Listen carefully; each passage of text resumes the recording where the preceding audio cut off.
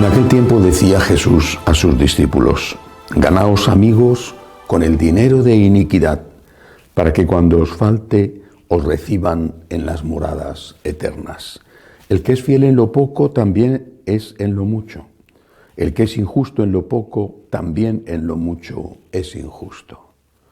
Pues si no fuisteis fieles en la riqueza injusta, ¿quién os confiará la verdadera? Si no fuisteis fieles en lo ajeno, lo vuestro, ¿quién os lo dará? Ningún siervo puede servir a dos señores, porque o bien aborrecerá a uno y amará al otro, o bien se dedicará al primero y no hará caso del segundo. No podéis servir a Dios y al dinero. Los fariseos, que eran amigos del dinero, estaban escuchando todo esto y se burlaban de él. Y les dijo: vosotros os las dais de justos delante de los hombres, pero Dios conoce vuestros corazones, pues lo que es sublime entre los hombres es abominable ante Dios. Palabra del Señor. Gloria a ti, Señor Jesús. Cada página del Evangelio está llena de enseñanzas y basta una o dos líneas para extraer consecuencias que deben de influir en nuestra vida. Desde luego, esta de hoy es así. Al menos dos ideas, aunque estén relacionadas. Primero dice Jesús: ganaos amigos con el dinero de iniquidad, con el dinero procedente del pecado, para que cuando os falte os reciban en las moradas eternas. Está refiriéndose a la parábola que contó del administrador infiel. Ganaos amigos con el dinero de la iniquidad, para que podáis entrar en las moradas eternas. San Pedro, en su carta, dice que la limosna cubre la multitud de los pecados. Tanto la frase de Jesús como la de San Pedro abren interrogantes. ¿Significa que puedes robar, ser un corrupto, un narcotraficante, o uno que comercia con por ejemplo, mujeres, la prostitución? Puedes ser un ladrón en cualquiera de sus variedades y hacerte rico, y luego vas al cielo porque das limosna. Pues vale, yo me he hecho rico a base de hacer sufrir, de robar, de quitarle al otro lo suyo, y después estaré en el cielo como la Madre Teresa de Calcuta, lo mismito, porque he dejado limosna. Es evidente que eso no es lo que enseña Jesús y no es lo que quería decir San Pedro en su carta. ¿A qué se refiere entonces el Señor? Tres cosas. Primera, el cielo existe y hay juicio. Primera. Porque hay juicio, hay justicia. Cuando en un tribunal humano, que no llegan a la altura ni de lejos del tribunal divino, se da una sentencia, se ordena que el culpable, en la medida en que pueda, y si no a veces lo tiene que hacer el Estado, compense a la víctima por el daño que le ha hecho. Si tiene bienes, se le impone no solamente una pena de cárcel, sino también una cuantiosa multa. Si no tiene bienes, pues seguro que no podrá pagar la multa o lo pagará el Estado en su lugar, dependerá de la legislación. Es a eso a lo que se refiere Jesús. Hay cielo y hay juicio.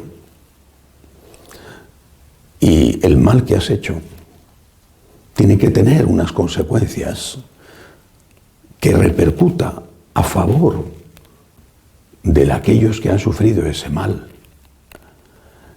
Es decir, la justicia de Dios, más aún que la justicia humana, a veces tan sobornada, la justicia de Dios exige que aquel al cual has robado le sea devuelto lo que tú le has robado. Lo sabe cualquier sacerdote. Cuando alguna persona viene y se confiesa de que ha robado, Es obligación nuestra decir, tienes que devolver. No basta con que te arrepientas, tienes que devolver. A veces eso no es posible, porque no se sabe a quién se le robó, fue algo que pasó hace tiempo, por lo que sea. Y entonces se le dice a esa persona, a ese penitente, se le dice, pues tienes que dar una limosna. Tienes que dar una limosna, busca un centro de atención de niños necesitados, un centro de atención de ancianos, tú tienes que dar una limosna. No basta el arrepentimiento, hace falta la justicia. Es a eso a lo que se refiere el Señor. La tercera cosa, por supuesto, es el arrepentimiento. Aunque el arrepentimiento no baste, porque hay que resarcir a la víctima, es necesario el arrepentimiento y la justicia. Por lo tanto, lo que nos está enseñando Jesús es esto: hay vida eterna, no te engañes, hay vida eterna y hay juicio, hay justicia. Ahora, estás aquí todavía, porque cuando estés allí ya no habrá marcha atrás, ya no se podrá. Jesús habla de que estás aquí. Ganaos amigos con el dinero de la iniquidad, dice aquí, cuando estás todavía aquí. Eres consciente de que has robado, eres consciente de que has obrado mal. Arrepentimiento, primero, deja eso, como hizo, por ejemplo, el publicano Mateo. Es un ejemplo claro, que le dijo al Señor, devolveré todo lo que he robado y devolveré más de lo que he robado. Primero arrepentimiento, después justicia. Tienes que resarcir a las víctimas. Tienes que resarcir, si no a aquellos que directamente has robado, yo qué sé, si es posible o no, tienes que resarcir, tienes que dar limosna. Y prepararte para el juicio de Dios, que será un juicio con misericordia, pero para el que practicó la justicia y la misericordia. Pero después el Señor dice otra cosa. Y dice muchas en este texto. El que es fiel en lo poco, también en lo mucho es fiel. Y el que es injusto en lo poco, también lo es en lo mucho. ¿Qué es lo poco para Jesús?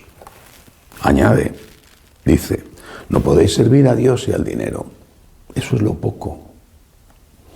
En cambio nosotros, muchos de nosotros, han hecho o hemos hecho del dinero lo mucho. Del dinero o del poder o del sexo o de lo que sea. Eso es lo mucho. Y Jesús te dice, no, eso es lo poco, lo poco. Lo mucho es la vida eterna. Eso otro a lo que das tanto valor es lo poco. No dice Jesús que no sea necesario. De hecho, cuando nos enseñó a rezar el Padre Nuestro, nos enseñó a pedir el pan nuestro de cada día. No dice Jesús que no sea necesario tener comida, un techo donde protegerse, una ropa con que vestirse. No habla el Señor de eso. El Señor no está predicando la miseria, pero dice que es lo poco. No dice que no sea nada, dice que es poco, comparado con la vida eterna.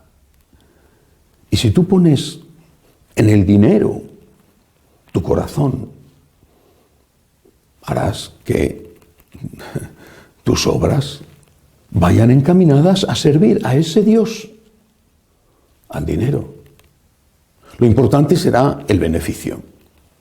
Cuanto más, mejor. Sin que importen los medios para conseguirlo. Entonces, cuando te llegue la hora, y te llegará, incluso al hombre más rico del mundo, le llegará, como ha llegado a otros riquísimos antes que él, cuando te llegue la hora, te encontrarás delante de Dios. ¿Qué sucede? Pues que muchos de estos que han puesto su corazón en el dinero han dejado de creer en Dios. Es verdad, es verdad.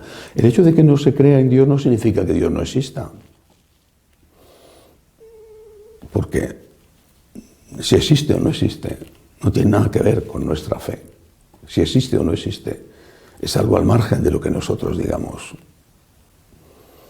Por tanto, si Dios existe, y de verdad existe, esos súper ricos que han cerrado los ojos y los oídos al clamor de los pobres, también serán juzgados por el Señor juez misericordioso, sí, pero misericordioso para el que practicó la misericordia.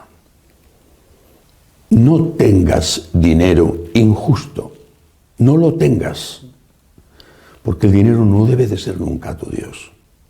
Pero si lo tienes, si has obrado mal, arrepentimiento, justicia, resarce a las víctimas, y así podrás estar tranquilo cuando te llegue la hora de estar ante el juicio divino. Que así sea.